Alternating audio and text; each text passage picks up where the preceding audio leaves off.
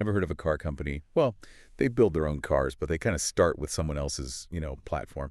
And I don't mean just like modifying. They're really engineering something totally unique. Yeah, it's fascinating. That's what we're diving into today. Cool. The world of RUF Automobile. So you're interested in like what makes them legendary, right? So among car enthusiasts, I mean. Oh, absolutely. Well, get ready because we're going to explore how this company, how they're all about meticulous craftsmanship, but also just like pure heart-pounding performance. It's true. What gets me about RUF is, they're so dedicated to this blend power and finesse. It's kind of amazing. They don't just modify Porsches, right? Right. They elevate them. It's a whole different level, taking something that's already exceptional and then boom, unlocking even more potential. That's so interesting. So where does this whole thing even begin? I mean, our sources, they point us back to like 1939. Mm-hmm. A small town, Pfaffenhausen, Germany. Okay, so picture this. World's on the brink of war, right? But in the middle of all that uncertainty, you've got Alois Ruf Sr. He's got this vision, sets up shop, a small repair garage fuel station, calls it Auto RUF. Humble beginnings, for sure. But like a lot of great stories, it's the start of something much bigger. It makes you appreciate those early days, just tinkering in the garage, pure passion. Oh, yeah. And that passion, it led to some pretty bold moves. Like, think about it. Just over a decade later, 1955, Alois Sr. decides, I'm going to build a bus. Wow. From nothing. And this wasn't just some side project. This actually turned into, get this, a whole bus company, Auto RUF, making buses. Wow, that's hands-on experience. But their whole journey to becoming, well, synonymous with Porsche, that's a story in itself. It really is. Fast forward, right, 1963. Alois Jr. is just a young guy at this point. He's out with his dad, and they come across this site. Changes everything. A wrecked Porsche 356. Totaled. Oh, man. I can only imagine. Most people see that, they just see a write-off. But for a car enthusiast, there's a different calculation going on in their head. Right, totally. And that's the thing, right? They tow that Porsche, mangled as it is, back to the shop. And for Alois Jr., something just clicks. He's captivated. The engineering, the design, that potential. So it wasn't about just fixing it up for a quick sale then? No, this was different. That Porsche 356, it was a turning point, honestly. Alois Jr., he's hooked on the brand now. And slowly, Auto RUF, they shift gears. They become the place to go for repairing these beloved Porsches, a lot of them banged up, but still. That's brilliant. They found their niche. Specialists. So much more interesting than just being another, general mechanic shop. So what happens next? Does Alois Jr., does he take over the family business? He does, but he's got his own ideas. When his dad passes away in 1974, Alois Jr., he's 24? He takes over, stands in the garage. But his ambition, it's clear. He doesn't want to just fix Porsches anymore. He wants to redefine what a Porsche can be. That's such a cool transition. From skilled mechanic to like automotive visionary. So they're not just fixing cars. Now they're stepping into like high performance engineering. So we're talking 1970s. What did this like Porsche optimization, what did that even look like back then? Okay, so picture 1977. They get their hands on a Porsche 911 Turbo, the 930. Okay. And they want to push it further. This isn't just like, changing the oil and spark plugs. We're talking engine swap, bigger, more powerful, even upgraded the gearbox, make it smoother, sportier to drive. It's like they just knew like how to make an already amazing car even better.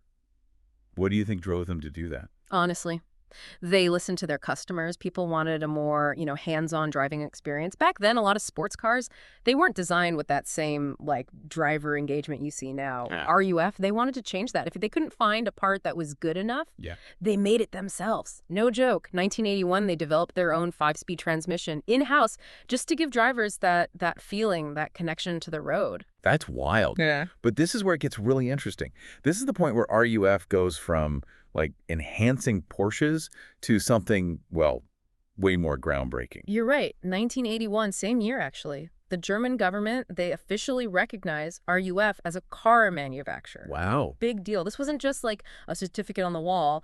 This meant they could put their own VINs on their cars. So not just modifying anymore, they're building their own cars from the ground up. Exactly. What was that first, RUF badged car? Just get this. The RUF BTR 1983.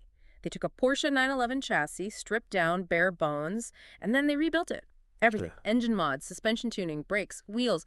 They had this vision and they made it happen. It sounds like they were obsessed with getting the balance just right. Like crazy powerful, but also could handle like a dream. This wasn't just about looking fast. This was a car designed to actually perform. 100%. The BTR, it was a beast. But here's the thing about RUF, and this is important. They weren't just about speed. They could have just made the loudest, most aggressive car, but they didn't. They cared about drivability. They wanted to make a car that you could enjoy on a racetrack, yeah, but also just cruising on, a back road. It shows, that they were true engineers. And that brings us to, I think, their most famous creation, the one everyone knows, the Yellowbird. Ah, yes. The 1987 Ruf CTR Yellowbird. This wasn't just a car, it was a statement. Based on the Porsche 911 Carrera 3.2, but man, the Yellowbird, it had 470 horsepower, could go 0 to 60 in 3.7 seconds. Top speed, 213 miles an hour. No way! In 1987, almost unheard of back then. That's nuts. I mean, most cars back then were lucky to hit half that speed. So the nickname Yellowbird, where'd that come from? Funny story, actually. During a photo shoot, one of the photographers, he's listening to the car, and he's like, it sounds like a bird chirping, turbos, and, well, the car was yellow, so Yellowbird it was. It just fits. But it wasn't just like the crazy performance or the name. What made the Yellowbird really special? Here's the thing. A lot of super fast cars back then, they were, well, kind of a pain to drive. But the Yellowbird, everyone was saying how well built it was, how refined it felt. Some journalists, they even said it was like driving a regular car. That's how good RUF was. Wow. They really wanted to make something both exciting and like you could drive it every day. That's commitment. But the Yellowbird, it was just one car, RUF. They didn't stop there. They kept innovating, pushing the limits. Right. They came out with the CTR2 in 1995, based on the Porsche 993. And then get this, the CTR3 in 2007, now this was different. They didn't use a Porsche platform for this one. They designed and built their own chassis from scratch. Seriously, talk about a power move. They went from like making Porsches better to like, we'll make our own supercar now. But through all this, there's always a driving force, a visionary. What about Alois Ruf Jr.? How did he shape this whole company? Alois, he's not just some CEO, sitting in an office. The guy's an engineer through and through. He's part of everything. Design, testing, you name it. There's the story, right?